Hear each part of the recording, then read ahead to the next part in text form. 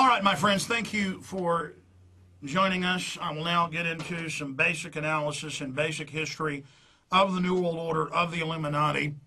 Understand that in any look at history, history is so complex, so wide, so many different versions and views of it, that it's impossible to give you a complete picture. But I'm just going to give some of the basics. Knowledge is power. The people perish for lack of knowledge. And whether it was the ancient Mayan cultures in Mesoamerica, or the ancient Babylonian or Roman cultures, and before that even the Egyptian, on through to modern times, there were mystery schools. And there was a lot of mumbo-jumbo and occultism, that just means hidden, associated with it, because they believed mathematics was magical, and they believed numbers and information was power, because it was.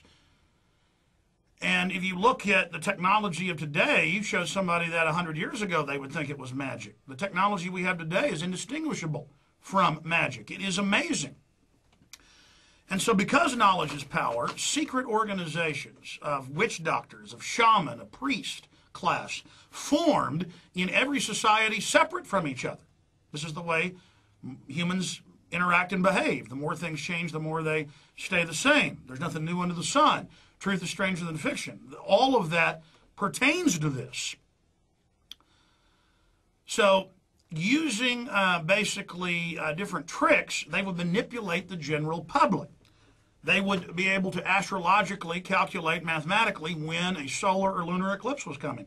They would tell the people, give us offerings, let us run the society, let us run the city, let us run the tribe, or the Titan is going to eat the sun, and we will all live in darkness. And then they would know the date of the Titan eating the sun, or the snake god eating the sun in the case of the Aztecs.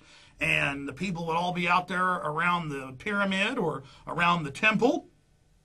And the Titan or the snake god or whatever god they were worshiping would attack the sun. The priests would do some incantations.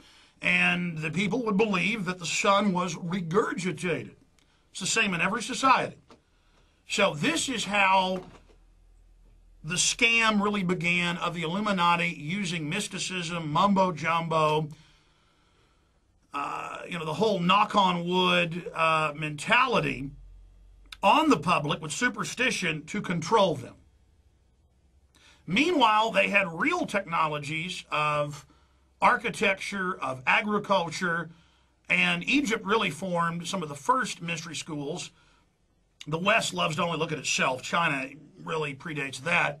But looking at Western cultures and the Mediterranean area in the Middle East, and they had a priest class who kept the building technologies and the agricultural technologies, but also the social architecture technologies, the social engineering technologies of how to manipulate and control and how to tax and how to regulate and basically a caste society. We see the first more sophisticated civilizations and governments forming. And they don't want the general public learning this, so they formed the first intelligence agencies, what we call our CIA or FSB, KGB, Shin Bet, Mossad, MI6 of today. But surrounding that was all this occult mumbo-jumbo, because they had to keep secret how to plant crops and when to plant crops. And they had to keep secret how to build pyramids and how to build ziggurats and how to build obelisks. And they had to keep secret when there was going to be an eclipse. And the priest class even manipulated most of the royalty to where they just became titular figureheads because they believed the mumbo-jumbo. Then the priest class, of course, they didn't know what was just eating the sun. They believed it too. So they were also believing their own propaganda. And that is the Illuminati. It predates Christianity. It predates every major religion that we know today, Islam, Judaism, all the stuff in the Talmud, all the stuff in the Zohar. All of that is just regurgitations, and all these mystery religions and the whole Kabbalic system are just regurgitations of the mystery schools that also flourished and worked together between Babylon and Egypt and Greece, and then of course Rome. And so these secret guilds and societies were always there. It was the Masons who were the stonemason guild or the stonemason union, who built the cathedrals in the Dark Ages and into the Renaissance all over Europe, from Germany to England to France to Spain, and of course right there at in Rome. And so they were very powerful. They had a lot of wealth. And going back to the 1700s, they were able to then get more political and reach for more power because a renaissance had developed just because of the printing press and more international travel and shipping. And so new middle classes had developed, and people wanted revolution, and people wanted liberty and freedom. And so the Illuminati came along, and they really wanted to be the aristocrats. They wanted to supplant the royalty and just set themselves up as kings. But in their pyramidal structure, they went out and recruited the best and brightest revolutionaries, the best and brightest musicians, writers, the wealthiest independent people, the merchant class, the ultra-rich merchant class, the shipping class, the banking class, and they teamed up and using that secret system, those secret organizations that were really intelligence agencies, good old boys clubs, they were able to increase their wealth and start working against royalty. But in reality, they actually made some deals with royalty to knock off other royalty, and they made deals when they ran out of France in Scotland and England with the royalty there to then move against the royalty in the continent and to overthrow them. But then there was French Revolution. Then there was blowback with that same movement. It's true that a lot of our founding fathers were Illuminati to set that up here. But understand, it's pyramidal. They would go out and recruit people who were already wanting revolution, who were already revolting all over Europe and in the colonies. And they would tell them, oh, peace on earth, no more wars.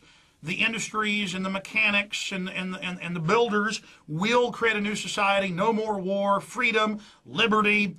It's going to be great.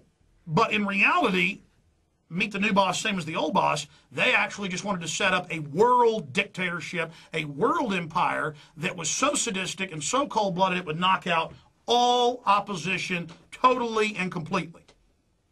And that is indeed what they were able to do. And they did do that to great effect. They had a problem, though. Thomas Jefferson, George Washington, it's not hard to find this is mainstream history, discovered, they were Masons, discovered what they called black masonry, and that nothing to do with black people, that a, quote, evil force was, quote, taking it over. No, it had always been in control, but they had broken through the compartments and had discovered that really they wanted to take people's freedoms, make George Washington a king, and then make this the center of the empire, and then take over basically and use us to knock out the British. So immediately, as soon as the Illuminati got the U.S., they said, okay, now we're going to build this up, and it was a long-term plan. It was like a 100-year plan, and then it's going to be the goddess Columbia. That's why we're called, Columbia. And then they worship over in that other branch the goddess Diana, and that gets off into all their occult stuff. You can spend hours on it. They've got more gods than the Indians over in India. It's just unbelievable.